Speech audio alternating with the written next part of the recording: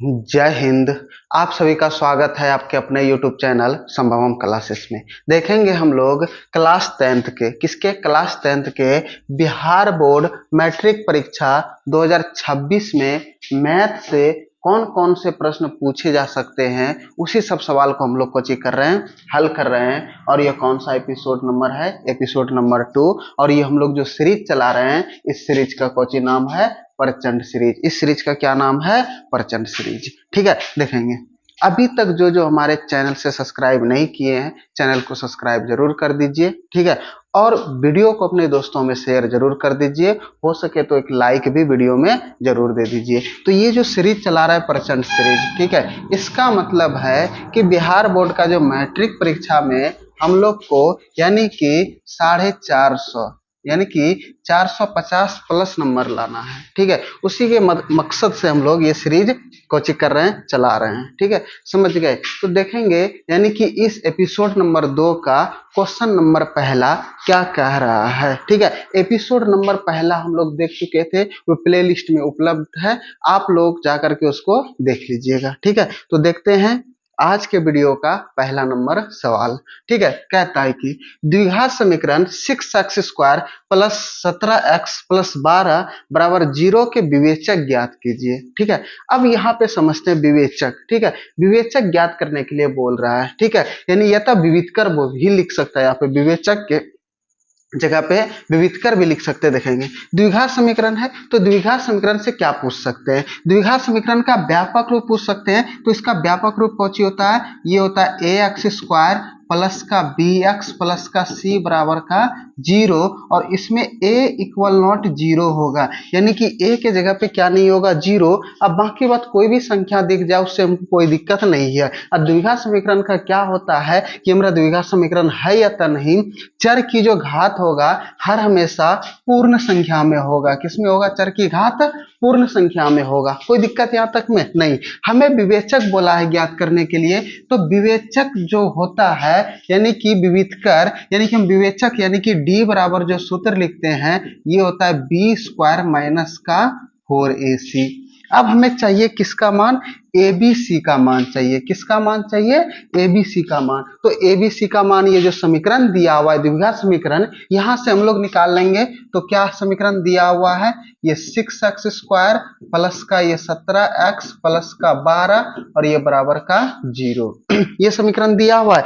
अब यहां से हम लोग ए बी सी का मान निकाल लेंगे। देखेंगे ए का वैल्यू कितना है? प्लस का 6। बी का वैल्यू कितना है? प्लस का 17। सी का वैल्यू कितना है? प्लस का 12। अब यहाँ से ए बी सी का वैल्यू पता चल गया। अब इस सूत्र में हम यहाँ पे बैठा करके इसको हम लिख सकते हैं कि नहीं? बना सकते हैं। तो डी बराबर दिया हुआ है बी का वैल्यू कितना है? 17। तो ये 17 का स्क्वायर माइनस 4 इंटू ए का वैल्यू कितना है? 6। सी का वैल्यू कितना है? 12। ये दिया हुआ है हमारा। ठीक है, अब देखेंगे इसको कैलकुलेशन कर सकते हैं। अब 17 को 2 बार गुना कर देंगे। 17 17 यहाँ 289 होता है, यानी कि 289।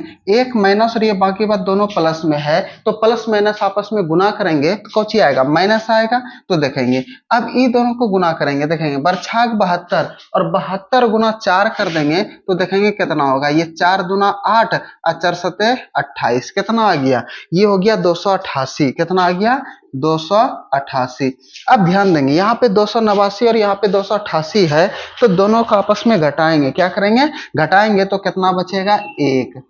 क्योंकि देखेंगे 9 में 8 गए 1, 8 में 8 गए कट्टी, 2 में 2 गया कट्टी, तो हमारा जो विविधकर निकल गया, विवेचक निकल गया, वे कितना निकल गया? 1। इसका आंसर कितना हो गया? 1। कोई दिक्कत यहाँ तक में समझने में किसी को कोई परेशानी नहीं ना?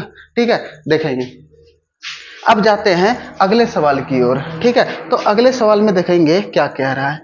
कहता है कि यदि बहुपद 3x² प्लस का 4x प्लस 2k का एक शून्यक माइनस 2 है तो k का मान ज्ञात कीजिए। ये हमारा बहुपद का सवाल है। ठीक है, यानी कि चैप्टर नंबर दूसरा, 10वां जो मैथ है, 10वां का एनसीईआरटी मैथ है, उसी का दूसरा नंबर चैप्टर का सवाल है। इसमें एक शून्यक दिया हुआ है। अच्छा, शून्यक निकालना है। शून्यक किसको बोलते हैं? यानी कि ये जो बहुपद दिया हुआ है, ऐसा मान जो कि ये पूरे बहुपद को किसके बराबर कर दे? 0 के बराबर कर दे, उसी को तो शून्यक बोलते हैं। इसमें से एक शून्यक दिया हुआ है, कितना?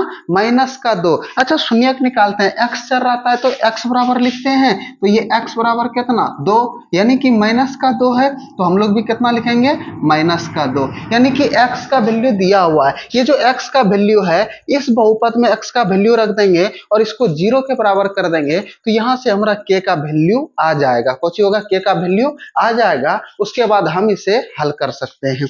ठीक है, आंसर आ जाएगा हमारा। तो देखेंगे x का वैल्यू दिया हुआ है और बहुपद हमारा कौची है, बहुपद है 3x² प्लस का कौची 4x और ये प्लस का 2k और इसी को किसके बराबर कर देंगे 0 के बराबर, यानी कि x का ऐसा मान जो कि ये पूरे बहुपद को किसके बराबर कर दे 0 के बराबर। और जब x का एक शून्य दिया हुआ था -2, तो x का वैल्यू कितना आ गया -2। अब जहां जहां x है वहां वहां पे कितना रख देंगे -2, तो यहां से हमारा k का वैल्यू निकल जाएगा। ठीक है, तो देखते हैं k का वैल्यू निकालते हैं। तो यहाँ पे 3 इंटू एक्स, एक्स का जगह पे कितना -2 और इस पे पावर 2 है तो 2, अब प्लस का 4 इंटू एक्स के जगह पे -2 और ये प्लस का 2k और ये बराबर का कुछ हो जाएगा 0, यानी कि जहां जहां x था वहां वहां पे कितना रख दिए -2। अब देखेंगे, अब पहले ब्रैकेट का क्रिया होगा तो ये 3 इंटू -2 को 2 बार गुना करेंगे। ठीक है, माइनस को 2 बार गुना कर देंगे तो माइनस किस में परिवर्तित हो जाएगा प्लस में, और 2 को 2 बार गुना कर देंगे तो 2 दूना 4 और ये प्लस का 4 इंटू माइनस का 2 और ये प्लस का 2k और ये बराबर का क्या होगा 0, क्या होगा 0। अब देखेंगे ये 3 के आगे में प्लस और 4 के भी आगे में प्लस है, तो ये प्लस गुना प्लस करेंगे तो कुछ हो जाएगा प्लस, तो 4 तिया 12, ये 4 के आगे में प्लस और ये 2 के आगे में माइनस है, तो ये प्लस और माइनस गुना कर देंगे तो माइनस और ये 4 दूना 8 और ये प्लस का कौची ये 2k और ये बराबर का कौची क्या हो जाएगा 0। कोई दिक्कत यहाँ तक में नहीं ना। अब देखेंगे, अब ये 8 के आगे में माइनस और 12 के आगे में प्लस, ये दोनों एक जात का है तो ये प्लस और ये माइनस घटने का क्रिया होगा, तो 12 में 8 गए हो कितना 4 और ये प्लस का कितना है 2k और ये बराबर का क्या है 0। अब ये 4 के प्लस में तो उधर जाकर के किस में माइनस में, तो ये 2k बराबर का कितना हो जाएगा ये माइनस का 4, तो हमें चाहिए किसका वैल्यू k का वैल्यू, तो ये k बराबर कुछ हो जाएगा तो ये माइनस का 4 बटे का 2 कुछ हो जाएगा माइनस का 4 बटे का 2। अब ये 2 से भाग दे देंगे तो 2 दूना 4, तो ये k बराबर कितना आ गया माइनस का 2, यही हमारा कौची हो गया आंसर, यानी कि k के जगह पे कितना रख देंगे माइनस का 2, तो इसका एक शून्य -2 हो जाएगा। कोई दिक्कत यहाँ तक में, कोई परेशानी नहीं ना। अगर कोई परेशानी है कोई दिक्कत है तो कमेंट बॉक्स में जरूर बताएंगे। ठीक है, बच्चे में बोलता था यू आर समझिंग, ठीक है तो समझेंगे, अगर नहीं समझेंगे तो कमेंट बॉक्स में बताएंगे, उसके बाद हम फिर से समझाएंगे। ठीक है, तो देखते हैं क्वेश्चन नंबर तीसरा क्या कहता है। ठीक है, तो क्वेश्चन नंबर तीसरा कहता है कि 8 सेंटीमीटर भुजा वाले दो घन बराबर से जोड़ दिए गए हैं, परिणामी घनाभ का कुल पृष्ठीय क्षेत्रफल ज्ञात कीजिए। कुल पृष्ठीय क्षेत्रफल को चेक करना है, ज्ञात करना है। तो देखेंगे दो गो घन है, क्या गो घन है दो गो घन है और दोनों घन को आपस में जोड़ देंगे। ठीक है, देखें घन में कुछ ही होता है उसकी लंबाई चौड़ाई और ऊंचाई तीनों बराबर होता है, लेकिन घनाभ में लंबाई चौड़ाई ऊंचाई कुछ होता है अलग अलग। अगर लंबाई चौड़ाई और ऊंचाई अगर समान हो, क्या हो समान हो तो वे हमारा घन, अगर अलग अलग हो तो वे हमारा कुछ होता है घनाभ। अब देखेंगे दो गो घन है, ठीक है, अब दो घन बनाते हैं।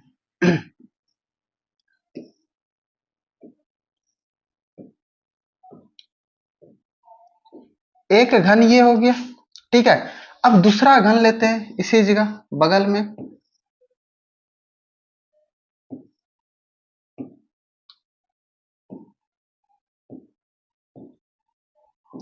ये दूसरा घन है और दोनों की जो भुजा है 8 सेंटीमीटर है, इसकी भी भुजा 8 सेंटीमीटर है और इसकी भी भुजा कितना है 8 सेंटीमीटर है। अब ये घन को इसके साथ में मिला देंगे, इस घन को इसके साथ में कोची कर देंगे मिला देंगे, है देखो मिला दिए। अब ये थोड़ा सा छोटा हो गया, एक बड़ा हो गया, ठीक है देखेंगे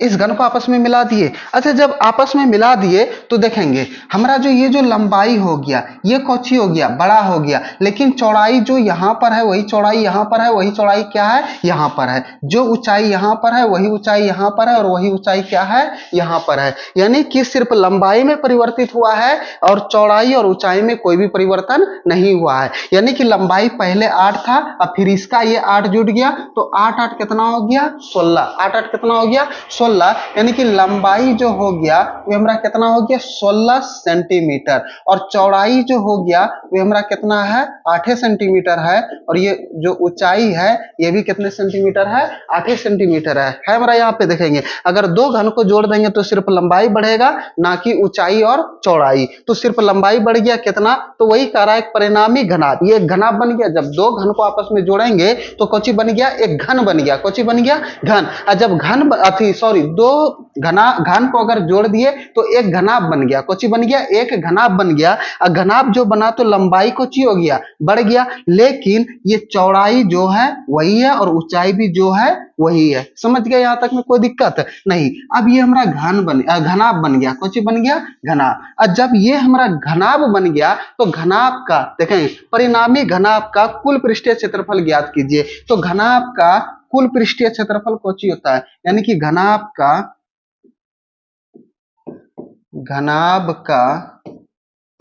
कुल पृष्ठीय या तो पृष्ठ, ठीक है दोनों एक ही होता है, पृष्ठ कुल पृष्ठ क्षेत्रफल ज्ञात कीजिए। कुल पृष्ठीय लिख देते हैं, कुल पृष्ठीय क्षेत्रफल ज्ञात कीजिए। तो इसके लिए सूत्र कौन होता है, ये होता है 2 इंटू लंबाई गुना चौड़ाई, चौड़ाई गुना ऊंचाई प्लस ऊंचाई गुना लंबाई, यही होता है सूत्र हमारा। यानी कि घनाभ का कुल पृष्ठीय क्षेत्रफल बराबर सूत्र कौन होता है 2 इंटू लंबाई गुना चौड़ाई प्लस चौड़ाई गुना ऊंचाई प्लस ऊंचाई गुना लंबाई, यही होता है सूत्र हमारा। तो देखेंगे जो जो दिया हुआ है, यानी कि लंबाई चौड़ाई ऊंचाई का वैल्यू दिया हुआ है, तो यहाँ पे हम इसको रख सकते हैं, ठीक है। तो देखेंगे यहाँ पर हम इसे पुट कर रहे हैं। अब देखेंगे 2 इंटू लंबाई कितना 16, चौड़ाई कितना 8 प्लस चौड़ाई कितना 8, ऊंचाई कितना 8 प्लस ऊंचाई कितना 8 और लंबाई कितना 16, ये है हमारा। कोई दिक्कत यहाँ तक में नहीं। तो देखेंगे अब ये पे 2 इंटू 16 है 28 से 8 64, अब फिर 16 है 28 से आ गया, सबको जोड़ देंगे 8 4 12, ठीक है। ये 2 इंटू 8 4 12, 12 8 20 करी 0, हाथ में कितना बचल 2, 2 और 6, 6 2 8, 8 2 10 और 2 कितना 12, 1 1 और 1 2 और 2 और 1 कितना 3, यानी कि सबको जोड़ेंगे 320। अब ये 2 से गुना कर देंगे 32 गुना 64, यानी कि 640 सेंटीमीटर स्क्वायर इसका कौची निकल गया क्षेत्रफल। यानी कि संपूर्ण घनाभ का क्षेत्रफल कितना निकल गया 640 सेंटीमीटर स्क्वायर। कोई दिक्कत यहाँ तक में, कोई परेशानी अगर समझने में आ रहा है, कोई दिक्कत हो रहा है तो कमेंट बॉक्स में जरूर बताइएगा, ठीक है। अगले सवाल की ओर आते हैं, ठीक है। कहता है कि 42 सेंटीमीटर त्रिज्या वाले वृत्त के उस त्रिज्या खंड का क्षेत्रफल निकाले जिसका केंद्रीय कोण 30 डिग्री दिया हुआ है। देखेंगे अगर त्रिज्या खंड बोला है तो इसमें दो टाइप का होता है, एक होता है लघु, एक होता है दीर्घ त्रिज्या खंड। और जब भी त्रिज्या खंड सिर्फ दिया रहे तो उसमें हम लघु त्रिज्या खंड निकालेंगे, ठीक है। अगर दीर्घ दिया रहेगा तो दीर्घ वहां पर लिख देगा, ठीक है, कोई दिक्कत यहाँ तक में। अगर उस त्रिज्या खंड तो सिर्फ क्या निकालना है लघु त्रिज्या खंड। देखेंगे एक सर्कल है हमारा, ठीक है, यहां पर इसका कोई केंद्र है, यहां से इसको परिधि में मिलाया, इसको भी यहां से परिधि में मिलाया, और ये जो कोण है इस कोण का वैल्यू कितना डिग्री दिया हुआ है 30 डिग्री। कितना डिग्री दिया हुआ है 30 डिग्री। अब इसी क्षेत्र का हमें कौची चाहिए क्षेत्रफल चाहिए, इसी क्षेत्र का, ये जो क्षेत्र है, ठीक है, ये जो क्षेत्र है इस क्षेत्र का कौची चाहिए हमें क्षेत्रफल चाहिए। तो ये जो पर्सन है इसी का हमें कौची चाहिए क्षेत्रफल चाहिए। अब इसका क्षेत्रफल निकालना है, ठीक है। अब हमको क्या 42 सेंटीमीटर त्रिज्या वाले, अच्छा केंद्र से अगर हम परिधि में मिलाते हैं तो उसी को तो हम त्रिज्या बोलते हैं। तो ये भी 42, तो ये भी कौची होगा 42, ठीक है। और लघु त्रिज्या खंड का क्षेत्रफल बराबर सूत्र होते हैं कौची होते हैं थीटा बटे 360 गुना पाई आर स्क्वायर, यही होता है हमारा थीटा बटे 360 गुना थीटा बटे 360 गुना पाई आर स्क्वायर। तो यहाँ पे निकालेंगे कि आर का वैल्यू दिया हुआ है कितना, ये दिया हुआ है 42 सेंटीमीटर, और थीटा का वैल्यू दिया हुआ है कितना देखेंगे ये क्यू लिख दिए, थीटा इस तरह से, ठीक है। थीटा का वैल्यू कितना दिया हुआ है 30 डिग्री। तो हमें निकालना है त्रिज्या खंड का क्षेत्रफल। तो लिखेंगे यहाँ पे त्रिज्या खंड का क्षेत्रफल। तो लघु त्रिज्या खंड का क्षेत्रफल कुछ होता है, ये होता है थीटा बटे 360 गुना ये पाई आर स्क्वायर, ठीक है। अब यहाँ पे पाई का जो वैल्यू ले लेंगे वे कितना ले लेंगे, यानी कि 22/7, और थीटा का वैल्यू दिया हुआ है, कितना दिया हुआ है थीटा का वैल्यू 30/360 गुना पाई का वैल्यू कितना, ये 22/7 गुना आर कितना दिया हुआ है 42। तो 42 का स्क्वायर है तो कुछ लिख देंगे 42 गुना 42। कोई दिक्कत यहाँ तक में, कोई परेशानी नहीं ना। अब देखेंगे ये एक जीरो से एक जीरो कट जाएगा आपस में, ये 3 से 12 तिया 36, ये 7 से 7 42, ये 6 से 6 दुना 12, और ये 2 से 11 दुना 22 कट गया ये हमरा। अब देखेंगे यहाँ पे बचा क्या क्या हमरा, उसी पे ध्यान देना है। तो यहाँ पे बचा 11 और यहाँ पे बचा 42, तो 11 गुना 42 करेंगे तो कितना पुरेगा हमरा, तो देखते हैं कितना पुरेगा। यहाँ पे लिख देते हैं, ये पूरेगा 2 और ये 4 2 6 चरकी चर्रो, इतना सेंटीमीटर स्क्वायर इसका क्षेत्रफल निकल जाए। सेंटीमीटर में है तो सेंटीमीटर स्क्वायर। यहाँ तक में कोई दिक्कत कोई परेशानी, इसका क्षेत्रफल निकालेंगे तो कितना निकलेगा 462 सेंटीमीटर स्क्वायर। कोई दिक्कत यहाँ तक में नहीं ना, कोई परेशानी नहीं। तो देखते हैं अब अगले सवाल की ओर, ठीक है। और रेगुलर क्योंकि 5 सवाल करते हैं और इसका ये लास्ट सवाल है, ठीक है। देखेंगे कहता है कुछ ये, यदि एक समबाहु त्रिभुज की भुजा 2 इकाई है तो इसका क्षेत्रफल ज्ञात करें। तो डायरेक्ट सूत्र पे भी बना सकते हैं इसको कि समबाहु त्रिभुज का क्षेत्रफल कुछ होता है, ये होता है √3/4 गुना भुजा स्क्वायर, और भुजा का हमें वैल्यू दिया हुआ है कितना 2a, भुजा का वैल्यू दिया हुआ है कितना 2a। अब उसके यहाँ पर रख देंगे तो बन जाएगा डायरेक्टली, कोई दिक्कत नहीं है। लेकिन और एक मेथड होते हैं, उस पर देखते हैं, हल करते हैं कि उस पर कैसे करेंगे। सबसे पहली बात है कि एक समबाहु त्रिभुज है, कैसा त्रिभुज है, समबाहु त्रिभुज है, ये है समबाहु त्रिभुज, ठीक है। यानी कि जिसके तीनों भुजा, समबाहु का मतलब क्या आता है, जिसकी तीनों भुजा आपस में बराबर हो, जिसकी तीनों भुजा आपस में क्या हो, बराबर हो। एक होता है त्रिभुज का क्षेत्रफल, कोई भी त्रिभुज रहे उसका क्षेत्रफल निकालने के लिए सूत्र कौन होता है, हाफ इंटू आधार गुना ऊंचाई, हाफ इंटू आधार गुना ऊंचाई। अब जैसे कि देखेंगे इसको a मान लिए, इसको कौची b, और इसको क्या मान लिए c।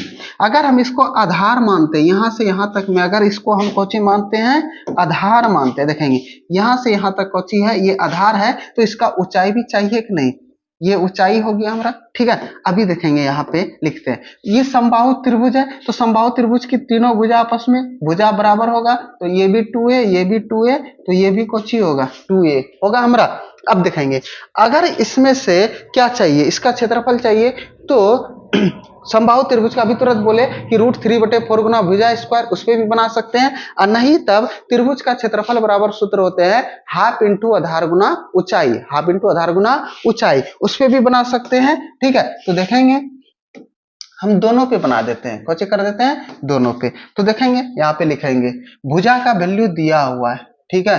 क्या दिया हुआ है भुजा का वैल्यू, ये 2a, कौन दिया हुआ है 2a, ठीक है। तो समबाहु त्रिभुज का क्षेत्रफल होता है,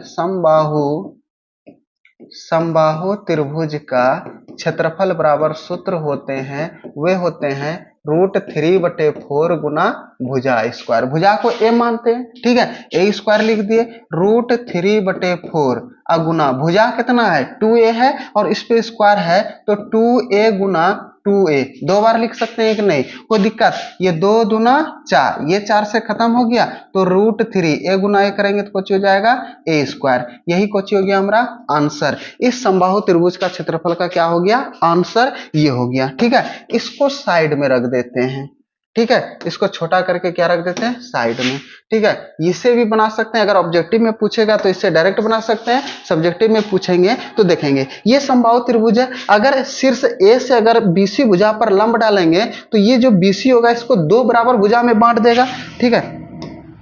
अब देखेंगे इसके ऊपर एक लंब डाल देते हैं यहां से यहां तक, ए क्या हो गया,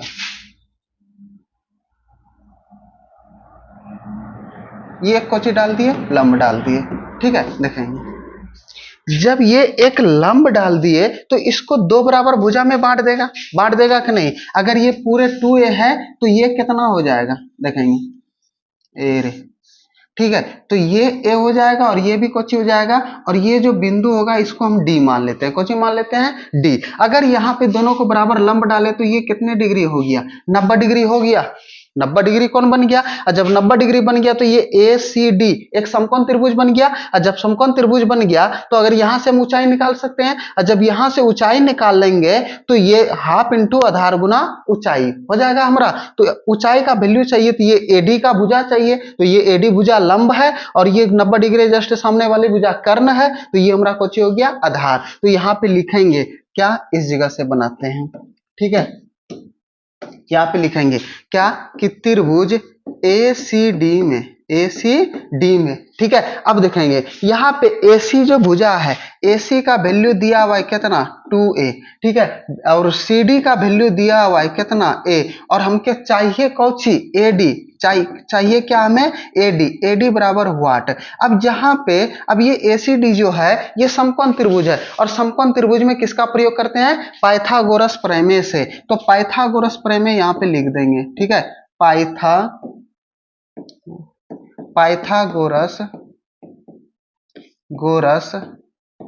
प्रमेय से। तो पाइथागोरस प्रमेय क्या कहता है, यही कहता है कि ये कर्ण का स्क्वायर, ठीक है, बराबर ये लंब का स्क्वायर, और ये जोड़ ये किसका स्क्वायर, ये आधार का स्क्वायर, यही कहता है हमारा, ठीक है। देखते हैं कर्ण कौन सी भुजा है, AC भुजा, AC का वैल्यू कितना है 2a का स्क्वायर, लंब कौची है AD है, तो ये कौची हो जाएगा ये AD का स्क्वायर, और आधार कौची है CD का वैल्यू कितना, ये a का स्क्वायर।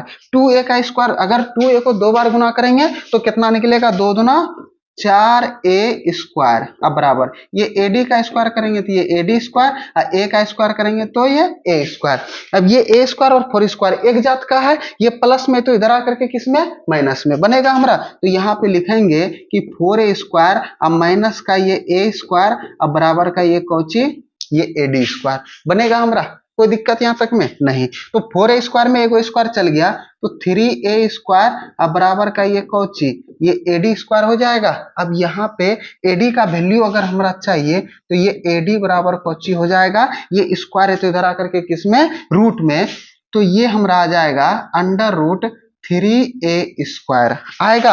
अब ये स्क्वायर से ये तो देखेंगे यहाँ पे ये AD √3 का तो वर्गमूल निकलेगा नहीं, ये √3 रख देंगे, और a पे स्क्वायर है तो 2 गो a है तो एगो a बाहर कर देंगे तो स्क्वायर से रूट कट जाता है। तो AD का वैल्यू पता चल गया कितना √3a, इसका वैल्यू पता चल गया कितना √3a। तो अब हम यहाँ से इसको ज्ञात कर सकते हैं कैसे, कि समबाहु त्रिभुज का क्षेत्रफल बराबर जो सूत्र समबाहु त्रिभुज कहते हैं, ये कोई भी त्रिभुज रहे तो यहाँ पे लिखेंगे क्या, लिखेंगे कि त्रिभुज ABC का क्षेत्रफल, त्रिभुज ABC का क्षेत्रफल, तो कौची लिखेंगे यहाँ पे हाफ इंटू आधार गुना ऊंचाई, ठीक है, हाफ इंटू आधार गुना ऊंचाई, ये होता है सूत्र हमारा। तो देखेंगे हाफ ये 1/2 आधार पूरे BC पूरे, हमारा BC का पूरे वैल्यू का मान कितना AA 2a, तो यहाँ पे कितना हो जाएगा 2a, ऊंचाई कितना निकला है ये √3a निकला है। अब देखेंगे ये 2 से ये 2 आपस में कट जाएगा तो बचेगा कौची ये √3 बचेगा, और ये a गुना a करेंगे तो a स्क्वायर, यही हमारा कौची निकल गया आंसर। यहाँ से भी √3 स्क्वायर, यहाँ से भी √3a स्क्वायर, आपको जौन सा बढ़िया लगे आप उससे हल कर सकते हैं इसको। यहाँ तक में किसी को कोई डाउट, कोई दिक्कत, कोई परेशानी तो कमेंट बॉक्स में जरूर बताइएगा, ठीक है, क्योंकि रेगुलर शाम के 7 बजे, ठीक है, प्रचंड सीरीज चलते हैं हमारे YouTube चैनल पर, ठीक है। अभी तक जो चैनल को सब्सक्राइब नहीं किए, चैनल को सब्सक्राइब जरूर कर दीजिए, और 2026 में जो बिहार बोर्ड का एग्जाम लेने वाले मैट्रिक का, उसमें 450 प्लस नंबर लाने का प्रयास करेंगे, ठीक है। हम बोलते हैं कि 450 प्लस नंबर लाना बहुत ही आसान है, ठीक है। तो देखते हैं आज इतना ही, फिर मिलते हैं अगले वीडियो में, आज इतना ही, जय हिंद।